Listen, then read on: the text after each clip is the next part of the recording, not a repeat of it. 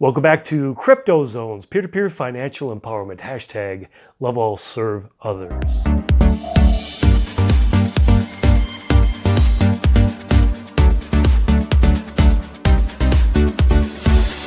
Certainty in uncertain times. What's my next move? In this video, we'll do zone coverage under zone 3, which is personal growth. And what I'm going to do is 3 different things. Firstly, I'm going to talk about 7 things as topics. And then I'm going to discuss what happened this morning, which caused me to research and to produce this video. And then I'll share some of my personal background and kind of frame it up with some of my personal experience. But the 7 topics are wealth, value, riches, assets, banks, budgets, and actions. So in other words, this video is intended to give an action plan, because nothing could be further from the truth as far as really what we ought to be saying to ourselves. We shouldn't be saying, oh, these are uncertain times. Well, largely they are. But for us, the power play is to be present, to take in a little bit of data and info and research and make some decisions. It's simplistic. It doesn't have to be difficult, but it is very, very, very important. I've said many times that those who make even small adjustments at this very pivotal time in global economic history, which it absolutely certainly is, will stand to have can even stand to have massive gains. But so what happened was. I want to share 2 things real quick. In all the research that I've done recently, I've come up with 2 things that I really wanted to share. One, a guy he was an interviewer, and he said to the interviewee, yeah, that's one thing that I have really put as a very important part of my regimen. And he said it's mood follows action.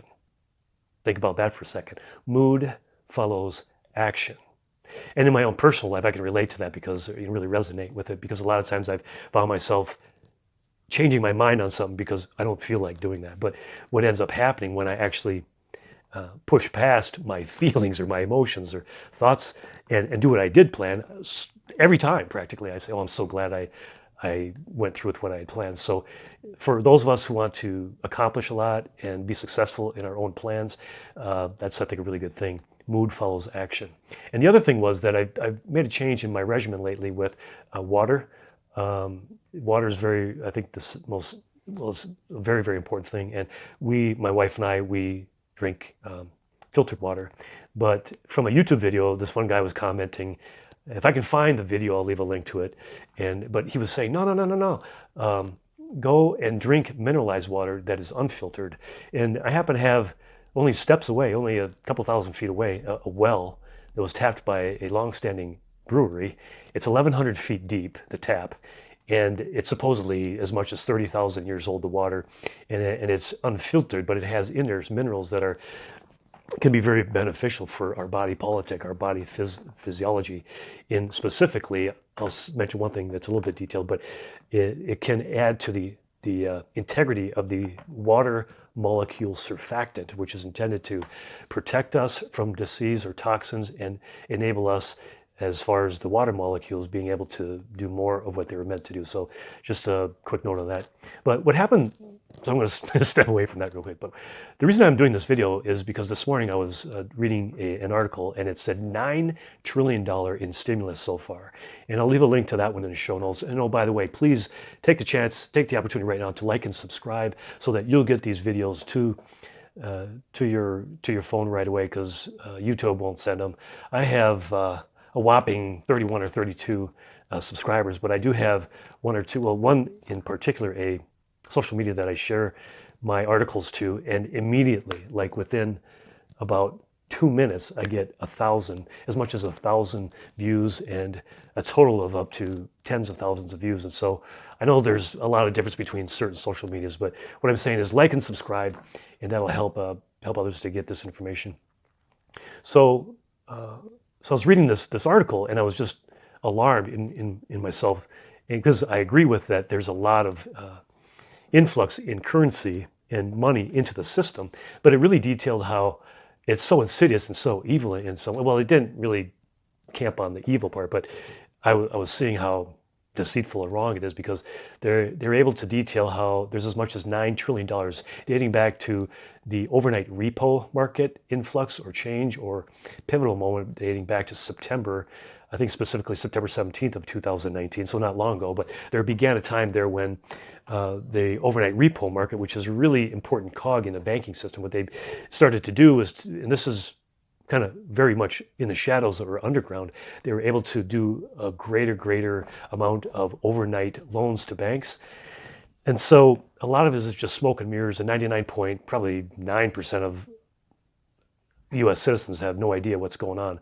But the amount that they were able to give to the banks in total by, I think it was May, according to the report, May of 2020, amounted to about 9 trillion. And there's no forthcoming information as far as who the recipients are. All we can know is that it's, well, the report says it's, what the Fed divulges is that it's offered or has been bailed out to its primary dealers, which just means banks in street talk, in citizen talk, and they call them primary dealers. And there's 28 of them, but they don't name them specifically. So it's really, I mean, we got to ask the question, why not? And what really kind of, but in a nutshell, is what's happening is it's going into stocks and bonds and the markets to prop up the markets. And I'm going to say this one simple sentence here, but it's really true. Since then, and in the recent years, but certainly since then, the stock market is more and more becoming unpegged with what reality is. And it's really true, in my humble opinion. So in other words, if you look at the stock market for a sense of health for the economy, you can be greatly deceived. And I'm not saying take all your money out of it. What I'm saying is pay much more careful attention to what you ought to be doing, and buyer beware. I highly encourage everyone to have an action plan that's very specific, because when things change, things change very quickly. There was another quote that I came upon and it was reminded of in my recent research, and it was a quote from a book or a documentary, I think it was in it, and the guy was commenting about how he got poor. He says, well, I got poor, it was slow at first, but then all of a sudden. So word. So getting back to the stock market and the banking system, what I want to say, just right from the top, and I'm really just getting going in the conversation, but we'll try to pace it through here, but we're talking about wealth and overall global wealth, and that my whole conversation, or the way I operate and research, is kind of as a fundamental cornerstone premise, is that global wealth doesn't change. Generally speaking, it doesn't change. What does change is the distribution of it. So those who has the wealth kind of ebbs and flows. And I have a question for you. Do you think that those who have the most wealth or the most money, whatever constitutes money, are 100% honest? Well, it's human nature that there's a great temptation as far as when it comes to money. And what people by human nature do, they go against being honest and upfront and honest and forthcoming. And they try to play that hedge, and they do play that hedge, because there is a serious amount of advantage that can be given to those who are close to the money, and that gives them advance warning. Obviously, I'm talking about a principle that is very easy to understand, but the long and short is, well, global wealth doesn't change. Generally speaking, what it does is it changes hands. And how that all filters, just like that water filters, is through the main power players, whoever they are, whoever have the most money. And we're talking about bank conglomerates or bankers, and then we're talking about the logistics of a monarchy system, or a political system, or a parliamentary system, or how a kingship system, and a judicial system that controls those powers. And it can be very enriching, and at the same time, for those of us on the bottom rung, can be very disenfranchising. In other words, very disadvantageous. And that's the way things have been. You go back millennia, and go back forever and ever. But so that's what wealth is. And what is value? Well, value is related to the percentage of that global wealth that one has. And that is, then we got to ask the question, well, what constitutes value? And the question I ask you is, and I'm not suggesting this is going to happen. I'm not suggesting Armageddon is going to happen. What if the whole world had blew up and all the dust settled? Kind of like that one of my favorite movies is The Book of Eli. I think that's the name of it, yeah. And So the dust is still settling. And he had an iPod and some headphones, and he had a battery. And it was so dear to him as something that he picked up as value, albeit temporary, because he knew it was only going to last as long as the batteries were. But it's a broken heart. And please leave your comment in the show notes. Who was the artist or the group who produced that? But when I think about it, the things that I think about, if the dust settled today, I think that the things that would be constituted and agreed upon most largely as value are things like gold, maybe a bicycle. I always kind of default to transportation, cars, operating ships, planes that would enlarge someone's world, precious metals that would be good for industry like copper or palladium or rhodium. I think cash, that would kind of be like that iPad thing or the iPod thing. It probably would be temporary as things transform into a new economy. But there would be, I wrote down a bunch of things, probably land or real estate. Liquid assets would be, what about water or food or tillable land or collectibles or communications like phones or things of that nature, even in a post-Armageddon world. Energy, I mentioned battery or maybe lithium stores or solar power or oil and manpower. And I'd be amiss to not mention cryptos because we don't need a third party involved to do that. So there's no third party risk. That would be of massive value, in my humble opinion, in a post Armageddon world. It'd be simplistic, and there'd be a lack of the types of centralized controls that are so disenfranchising that we see and witness to all over the world, that we've seen for millennia. So that list, gold and precious metals and real estate and cash and liquid assets, like maybe even gems or art, collectible, technology. So I would suggest that you think about for yourself things like in the tech stocks, especially when we look at the world that we're in right now with this present health challenge that is going on. Then Amazon is boosted massively. Bezos is over 200 billion with a B in his estimated wealth in one day. In a peak day, a month or two back, he gained 13 billion in one day in a 24-hour period. It's incredible. And then we see Tesla, I think at one point it was up 8 or 10x for the year, a tech stock, battery, solar powered, So I suggest for you to consider those things. But the modus operandi of how these things work through time has been through all history, has largely been banks or the purveyors of the coinage, which you could construe as the banks or the ones who control the banks. Oh, I forgot to mention maybe bullets and bombs, and I'm not kidding, guns, those would be of great value, and operating ships. But to continue on with like the banking system, how it works, now I look at things from a macro point of view, and in a macro view, everything is kind of disseminated through the banks. When we look at the number one economy, when you research 1944, the Bretton Woods system, which was a conference from many, I think it was over 600 delegates from 44 different nations, that when they saw through the end of the tunnel, they saw the end of the tunnel from World War II, and they designed an economic system based on the pegging of currency. They chose the dollar, and they pegged gold, or the dollar to gold at $35 an ounce. And so even up till today, dollar is really a valuable currency because it is the most widely used, is popular. And so, but the banking system of the US is what it's a model for the rest of the world. What ended up happening when you look back to, or look forward then from 1944 to 1971, that interim there, the world enjoyed a veritable peaceful time of a lot less controversy in the world and a lot less bankruptcy. Richard Nixon took us off the peg of the dollar to gold, essentially creating the dollar as a fiat currency, not backed by anything physical, but by the word of the US government. And I'm not saying it doesn't have power. It does have military power. It does have power, but it has value in that light. But the interesting thing is that you can look at that date from 1944 and there, almost as a fulcrum point, where there's been a disparity growing of much more wealth to the rich and much less wealth to the poor, if that makes sense.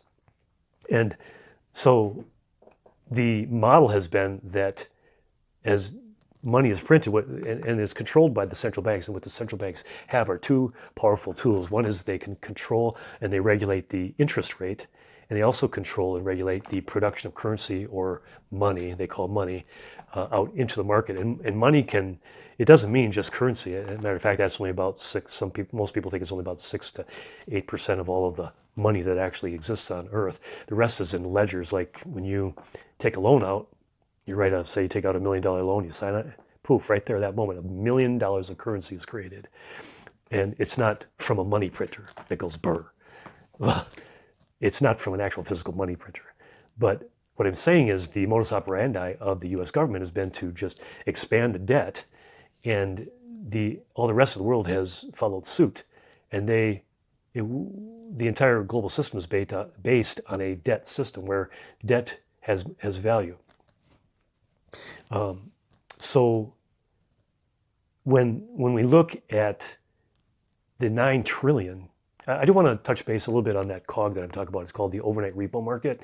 And I'll try to sum it up very simply what it is. What it is the way that banks, they remain solvent.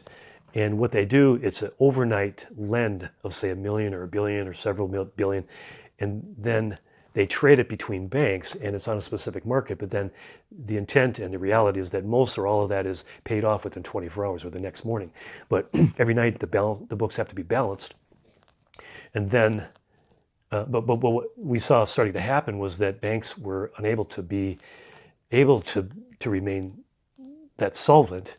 And I'll put in this plug that understand when you give your money to a bank, you don't own that money anymore. You legally do not own that money over. You're handing over the custody of your money or your currency to a bank, which are sometimes known to be insolvent institutions.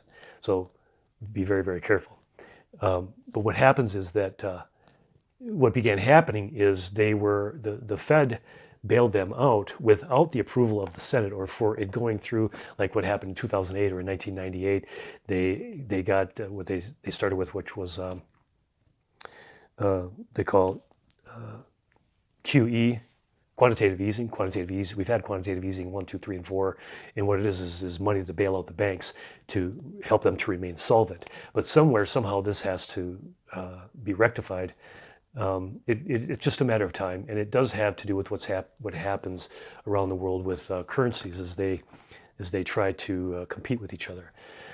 And how they compete is through wars historically, and whoever wins the war ends up getting the global reserve currency status. But in today's world and technology, it's my opinion that the way that wars are being waged is economically and through technology and the use of technological advancements and the birthing of newfangled techniques that central banks use to on paper, have all the banks remain operable or solvent. And what's really happening is that with the production of money into the market, and going back to why I began this discussion, is that what's happened with the quantitative easing and with the overnight repo market, and then specifically with the stimulus checks that have been put out, they're talking about 2.3 initially, and then another 1.2. We're talking about like 3.3 trillion that's been in the stimulus check. I just saw going into this video that Trump announced that he is not going to talk anymore with the Democrats about the stimulus check, essentially, or probably stalling those stimulus checks coming out, he says, until after the election. And very interesting play. But I want to move on forward here pretty soon with beyond the banks. So we talked about wealth, value, riches. I will say that riches are, in my mind, you can be a penny rich. In other words, it's okay to have some debt. There's, in my way of view, my view, there's good debt, which is debt that you can take out to help to produce, to build up a company or to produce more money. And there's bad debt, which is like paying for things that you ought to just pay cash for. But where there's riches, you can be a dollar rich. It just means that you have $1 more in assets than you do have in debt. And the goal is to become rich and to advance in riches. And then where riches become wealth is when you can start to be able to give that away. And I'll touch base on that in a budget when I start talking about budget. But it's very key to understand, as far as the decisions we make, how the system operates. And the system is through a banking system. And then with the fact that so much more money, this kind of money, there's $9 trillion that has been influxed since September. And that is more money than was ever created in the history of this country. And that's in 7 months' time. September, October, November, December, February, it's 9 months' time. And this started way before COVID was announced in late January, or started to be talked about in January 2020, and all of the lockdowns started in March of 2020. So when we understand that value and riches are highly connected to or tied to a monetary system, then we've got to think, well, where is value going to? And what we see is that it's largely, I'm going to leave a link or a picture here, having to do with the stores of gold of the top, it's probably about the top 15 or 20 nations on earth, and how they, it shows their 2010 stores or estimations, and 2019 I think goes up to. But so I think purely because, or one of the main reasons why gold has value is because it has been used for so many thousands of years. I mean, going back as much as 5,000 years, it's been used as a store of value and still is today. And I think that if you hear people talk about, hey, everything's going to Bitcoin, well, yeah, I would step back from that. I do think that there will definitely be a hybrid system. If Bitcoin were to go to the value that gold has, I was looking at, in my estimation, the total market cap of gold, the total global market cap of gold is about 13.2 trillion as of today, October 5th, 2020, or October 6th. And that's based on gold per ounce being at about $1,909. Here's a little view of that. So gold will definitely be something, and then we've just got to make a decision. What are we gonna, invest in or have some in? And some of us don't have anything to invest. I was there not very long ago.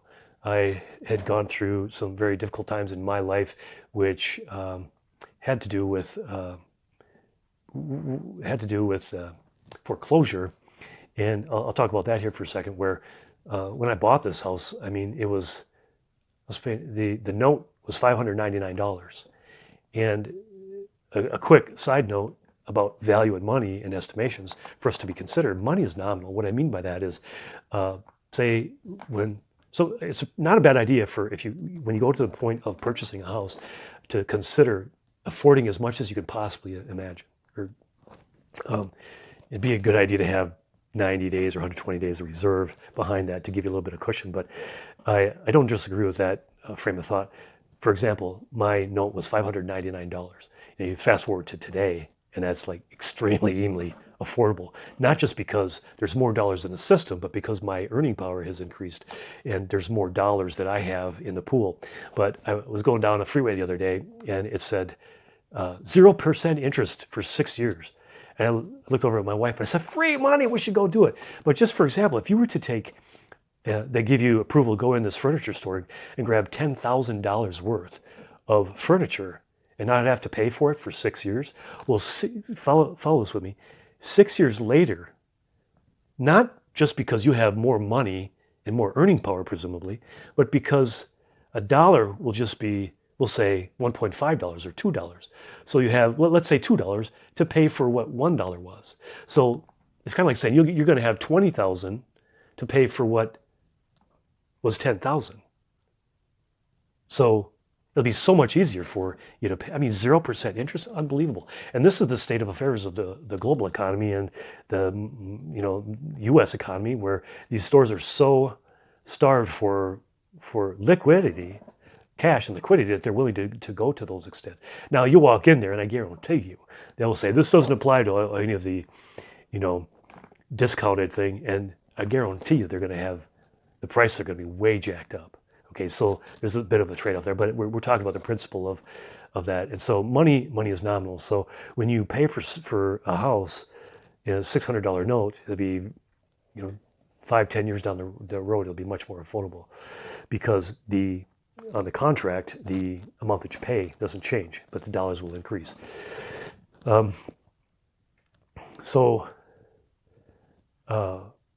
In my personal case, I was divorcing, and so what ended up happening, I called up my Bank of America, and I go, hey, can you do me a solid? And they were like, oh yeah, sure, do this and this and this and this. And every single time, well, what they started doing was something, there was a term that was invented during that time, about 2008 to 2010, where it was called dual tracking. And what it meant is that these banks, Bank of America, Wells Fargo, Chase, Manhattan, but mostly the biggest culprit was Bank of America. They were leading their mortgage holders, or I mean their customers, down a path of, hey, we're helping you out, while they were also behind the scenes, without their knowledge, they were beginning foreclosure proceedings. But what happened in my case, every time I called my banker up, giving them the more information and checking in and seeing, making sure they go, okay, it's kind of like, hey, we've never heard of you, but who are you? What's your social? What's your address? Who's your employer? What's your bank account numbers? What's your phone number? All of this. And I'm not kidding at all. No exaggeration, not that I would, but what I'm talking about here is fighting against that dishonesty and planned deceit. And I can give you a way to get ahead of that in a very, very honest way. And I'm going to interject here. Look, this crypto zones that I do, this is not my main gig. What I mean is just, I have a passion for numbers and money and economics and finances. And so it's so easy for me to do the research and then report the things that I find and stay static and stay current. But it's just an outgrowth of something that is way more important. My whole video, I open up every video saying hashtag love all, serve others. And what that means is there's things that are way more important than money. And I do other things that I operate in and spend time and invest in, largely have to do with people. But those things are based on a worldview that I have and a way of operating that is kind of cornerstone in the way that I live my life. And the economics and the crypto zones is just an outgrowth of that, because money has so much to do with an essential way of living while I'm here living on this earth. And so it's an important way. It actually probably is a good indicator of how the fundamentals or the reality, a gumption of what someone really is about, how they handle their finances. You can tell who they really are to a large degree, I think, in my humble opinion. So it's very, very, very important. So I was just thinking about budget, but what I was talking about mainly there was about money and nominalness. But I'm gonna jump ahead into so we talked about wealth, value, riches, assets, banks. Now I'm going to start talking about budgets. First thing I'm going to say here: this is not about a scarcity mindset at all. It's about an abundance mindset. And the reason why I say that is because that has got to be the cornerstone. What I do for myself, I'm not telling you what to do. What I'm saying is this is what I do. I'm suggesting is for something that may resonate with you, for you to consider, because it's certainly working for me. So coming out of that bankruptcy, what I saw was just all this deceit, and what I ended up doing was suing them, and I did win a $2,000 class action lawsuit. But the business plan of these banks is very, very, very clear. What they do is they build in the fines that there's front page news. I think it was 1.9 billion, Bank of America, largest, fine in history. And I'm like, the average American or average citizen will look at that and say, yeah, we got them, I'm like, wow, you heard of that phrase? They're laughing all the way to the bank. Well, just off the top, this is probably a good estimation. They probably gained 100 billion. So it's a pretty good business plan to take a $2 billion hit while they make 98 billion. So I sued them, won that, but I was going for a suit. I ended up during I think informal papyrus is what they call it, where I do the bidding, file the suit on my own, represent myself. But while I was representing myself, I walked out of this one court hearing, and a lawyer grabbed me. He says, here's my card. I want to work for you. And he'll do it pro bono. And so he helped me to not win, but, to appeal in the local courts. And amazingly, we got it into, I think it was District 6 of the federal courts, which essentially kind of meant that I got a pass where, what tens of thousands of other people wouldn't have ever got. But I was going for the title to the house. I wanted to win title, and we had viable grounds that were sound for that. But I saw pure fraud. I saw pure corruption in a banking system, in a judicial system, in a political system that seemed to be working together to disenfranchise the citizen. And so once I got, well, before getting to the federal court, the judges told my lawyer, hey, you even come up here, we're just going to kick you, don't even show your face up here. And I decided not to follow the suit, which I regret now, but there's no shoulda, coulda, woulda. I don't really regret it in the sense that I learned a lot. What I'm saying, if I had to do it over, I'd do it differently. But I did, like I say, I learned a lot. And that really spurred me to be more inclined and voracious, having more energy to find out really what's going on. And that was 2010, 2011, which was right after Bitcoin was birthed, which I still really had no idea what it was until late 2015 when I started to really find out. And fast forward to today, I'm doing this. But what it really represents is an independent system that is independent of this banking type system. So I strongly urge and challenge and encourage people to consider an independent system, not as something to put all your eggs into, but something to provide a hedge against risk. That was one thing that happened with me. I just got really disenfranchised with reality. So I'm trying to I've made my own bank. So the main thing that we fight against is inflation. So what we've got to do is to go back to that initial premise from the beginning of the video, where what is value, what is wealth. We've got to chunk away what we got to decide as far as what is value. And I did a budget, and one thing that really launched me into an ability as far as an abundance is just really deciding to put a budget. And the part of that budget is, my goal was to, as soon as possible, put a fund away that was $1,000. And I couldn't do that right away, so I just set a goal for 500. And if you can't do that, then that's fine, but start with 10. Start somewhere. But it is achievable. And the way that you do that is you don't ignore it. Once you put things down in black and white, things will look a lot different, but you got to do that. And you just take an 8x11, you put a line right down the middle, and this side is what's going out, this side is what's coming in, and then you look at it on a regular basis, a minimum of 1 hour a month. And a really good way is to take a look at it at an hour every couple of months. But what you do that first month is you just take receipts on everything. You keep track of every single penny. And on the last day of the month, you divide them all up into certain categories, probably about 7 or 8, and which I'll get into. And then you see where you can cut back. And you cut back not with a scarcity mentality, but with an empowerment mentality, where you figure out where you can put things in to start a fund that will increase. And what I suggest is of a piece of a pie, 100% piece of the pie, the first 10%, this is a challenge. You give it away. Yes, that's what I said.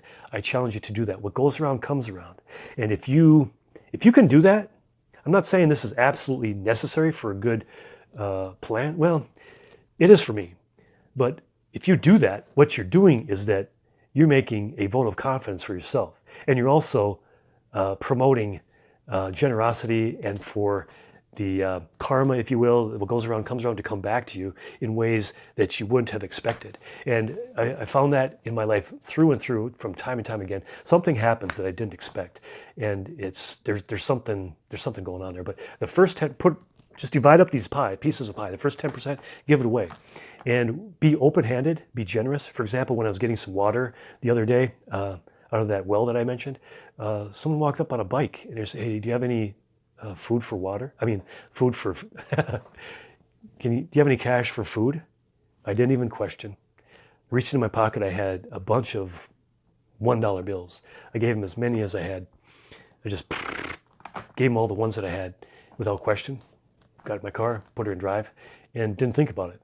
But when you do that, okay, that's just one way. And another way, I do give to a charitable organization, and be very, very, very careful there, because a lot of these are known to just be fronts for essentially just providing a luxurious lifestyle for a very, very few. But I do give to a charitable organization which has about an 89 to 91% ratio of all of that money going into the hands of the poor, and to people who need water, and to people who need education or are challenged in those ways.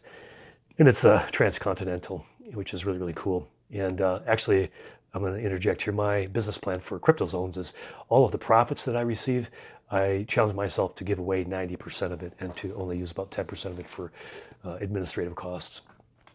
I don't need money. I want it, but I don't live my life based on a needing it formula. So that 10% and then 15% is your fund.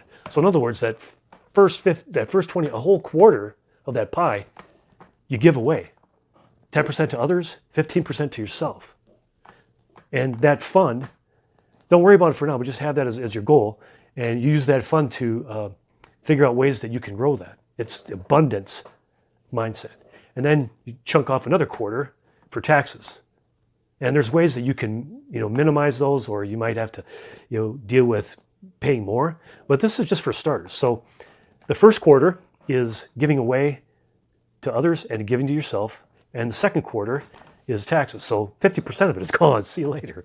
So what's about with the rest? So 33% of that chunk is for your living expenses, rent, insurance, transportation costs, health insurances, your utilities, gas, electric, garbage, communications, things of that nature. So that is a huge challenge.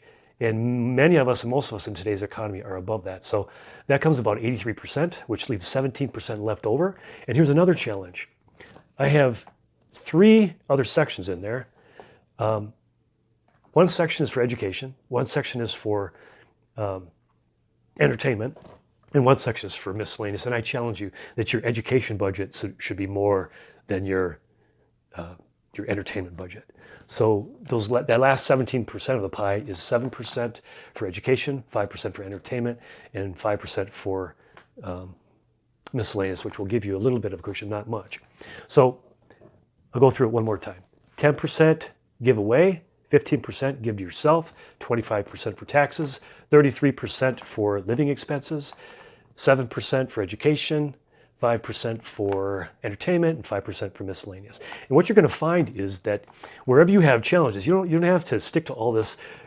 The whole idea is to not stick to this, right? And as you increase your income, you'll be able to see. So what you do when you figure out where it's going, you figure out where you can cut back so that you can overproduce in these other areas. So you'll be tweaking it, and what will end up happening is that 33%, say you only had $1,000 or $1,500 to spend for your living expenses. Once you start being more abundant and having more cash flow coming in besides what is coming in through your checks, so to speak, then that rental expense, you're going to have 2 or 3 times, 150% or 200%, 300%, in years ahead, that you can chunk away for your living expenses, which means that you won't really, you can maybe live a little bit nicer, but you can chunk away even more money down towards that abundance.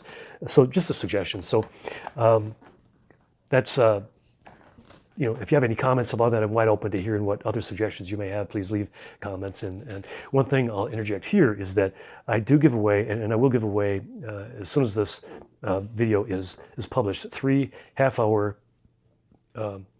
consulting sessions. I can do it whatever way that works for you, by text or by phone or by Zoom or by conference call. I'll leave my email. What I do is I operate through the email. You want to do that, email me, leave me a contact of some sort. But I can even do it so you don't have to divulge any type of identity. I can, for example, give you a conference call number to call into, which will then give us a platform for us to discuss. But the first 3 after this video, we'll give a half-hour free consulting session where it's AMA, Ask Me Anything, and we'll put our 2 heads together and figure out how we can synergize together. So that's, I'm going to look at my notes real quick here to make sure I don't miss something. And I remember one thing that I want to mention before I go, and that is that we've got to just get away from the controls that the system has, and that's one thing that is the reason why Bitcoin and cryptos and peer-to-peer financial technology is the greatest financial innovation in the history of mankind. Because it's independent, it's borderless, it's permissionless, it's trustless, it's immutable. It has a programmatic scarcity, which is one of the most incredibly valuable characteristics of it. What that means is that it's inflation resistance, which means the inflation of Bitcoins will go down. There is a determined number of Bitcoins that will ever be produced. We're probably right now at about 18.6 million. There will only ever be 21 million, but that won't be for another 120 years in the year 2140 when the last Bitcoin will be mined. But what it means is that it is the first money ever in the history of mankind which is deflationary, which is decreasing in inflation, which will eventually and essentially very, very soon have no inflation. Right now it's at about 1.9% inflation rate. In 2024 it'll go down to about 0.9% inflation rate, and after that it'll just continue to go down. It's popular, which gives its value. It's secure.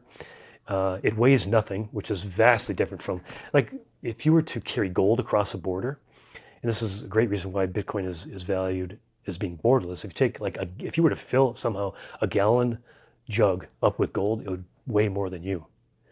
So it's very, very difficult. So it's electric, which means it saves time. Time is Bitcoin. Notice I didn't say time is money. Time is Bitcoin. As no or low fees. Imagine that. It's decentralized, it's censorship resistant, it's neutral, it's public, it's asset based, it's peer-to-peer, and wow, it's just very, very much something that we should consider at this time. So I so much appreciate this. This is probably the longest video that I've done since I've done Crypto Zones, but I appreciate your attention. I'm wide open to any suggestions or comments. Please click on the, again, just to click on the playlist and click on the green planet there. I'll appreciate it. Hashtag love all, serve others. I wish you well. I wish you wealth. I wish you health. Until next time, peace.